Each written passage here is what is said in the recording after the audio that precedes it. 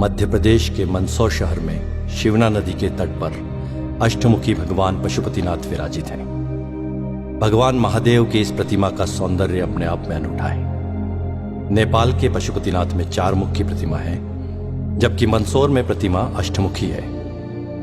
19 जून 1940 को शिवना नदी के बाहर आने के बाद 21 साल तक भगवान पशुपतिनाथ की प्रतिमा नदी के तट पर ही रखी रही। एक किंवदंती यह भी है कि इस प्रतिमा को सबसे पहले स्वर्गीय उदाजी पुत्र कालूजी धोबी ने स्वप्न में देखा था।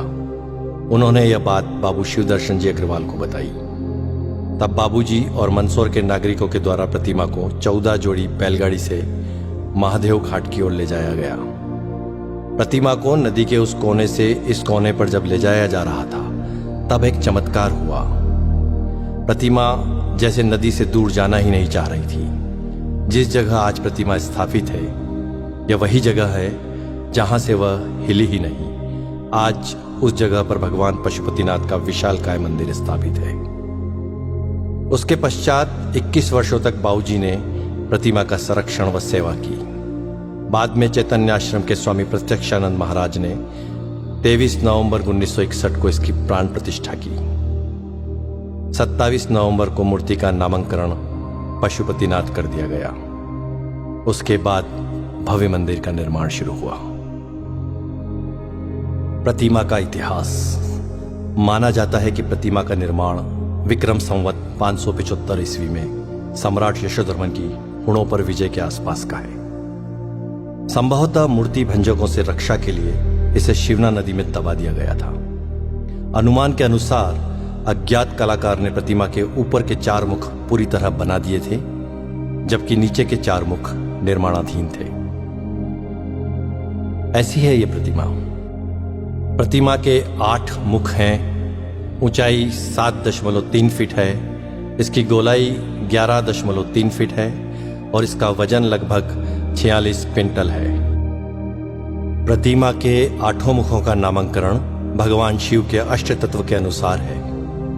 हर मुख के भाव व जीवन काल भी अलग अलग हैं। शर्व, भव, रुद्र, उग्र, भीम, पशुपति, ईशान और अंत में महादेव। यही अष्टमूर्तियां पृथ्वी, जल, अग्नि, वायु, आकाश, यजमान सूर्य और चंद्रमा को अधिष्ठित किए हुए हैं। भगवान पशुपतिनाथ महादेव का पूर्व मुख।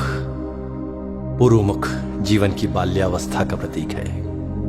घुंघराले बाल, मोर पंख धारण किए, नाग नागिन का जोड़ा, कुंडल के रूप में भुजंगमाला पहने शिव एक बालक के समान लगते हैं, एक दिव्य बालक के समान। पूर्वामुखी यह मुख पूर्णतः शांत एवं आत्माराम सा लगता है। ऐसा प्रतीत होता है मानो भगवान शिव योगेश्वर के रूप में ब्रह्मा में लीन होकर समाधि अवस्था में संपूर्ण विश्व को स्वयं में देख रहे हो। शांत मुद्रा में ध्यानस्थ भगवान शिव के सिर पर जटाओं की ग्रंथि मालाएं हैं। गले की माला में जहां पुष्प है, वहीं 2 सर्पों की माला भी इस कलात्मक ढंग से सुशोभित है। ये दोनों कर्णाभूषण के रूप में कानों में लटकते हुए कुंडलों में से निकलकर अपने फनों को ऊपर उठाए हुए हैं। इस प्रकार ये दोनों कण समाधि अवस्था में लीन साधक की निश्चलता, दृढ़ता और तत्परता के हेतु 2 सजग प्रहरी के रूप में प्रतीत होते हैं। बड़ा अद्भुत है यह रूप भगवान पशुपतिनाथ का। भगवान पशुपतिनाथ का दक्षिण मुख। दक्षिण मुख जीवन की किशोर अवस्था का प्रतीक है। साथ ही यह श्रृंगार रस की मुद्रा में है। दक्षिण मुख सर्वाधिक सुंदर एवं अति रमणीय है।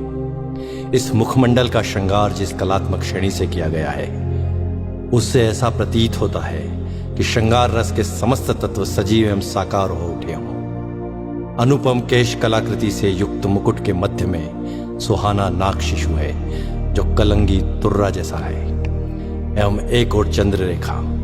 यह सामंजस्य मुख की अलौकिक सुंदरता में अभिवृद्धि कर रहा है। गले में लघु सर्पद्वय की माला एवं रुद्राक्ष की माला है। कानों में कमनी कुंडल हैं, नेत्रों में रस भरी मादकता है तथा मुख मुद्रा में मंद मंद मुस्कान है। ऐसा लगता है मानो कुमार संभववर अपनी विवाह यात्रा पर चलते समय अपनी श्रृंगार लक्ष्मी की आत्ममोहिनी छवि को स्वयं में मुग्ध होकर रसमय हो रहे हैं। ऐसा है भगवान पशुपतिनाथ का दक्षिण मुख। भगवान पशुपतिनाथ का पश्चिम मुख जीवन की प्रौढ़ावस्था को दर्शित करता है। यह मुख महादेव जी का रौद्र रूप भी है। अधरोष्टम नेत्र खुले हैं, मुख वक्र है, पोहें चढ़ी हैं, जटाजूट का अभाव है। सर्पों के साथ केश ग्रंथित हैं, गले में कनेर व आंकड़े के पुष्प की माला है। तप में बाधा डालने वाले कामदेव पर महादेव को इतना क्रोध है कि उनको यहां देख पाना भी कठिन है। तृतीय नेत्र खुला है जिसमें से आंख की लपटें निकल रही हैं। अंगारे के समान धधकते तृतीय नेत्र का तप मुखमंडल पर छाया हुआ है। द्विसर्प के मध्य ओम अंकित है जो भगवान शिव का शिवत्व सूचक है। रौद्र, भयानक एवं वीर, इन तीनों रसों की व्यंजना इस प्रलयकारी रूप से स्पष्ट है। ऐसा है भगवान रुद्र का यह रौद्र रूप। भगवान पशुपतिनाथ का उत्तर मुख जीवन की वृद्धावस्था का प्रतीक है।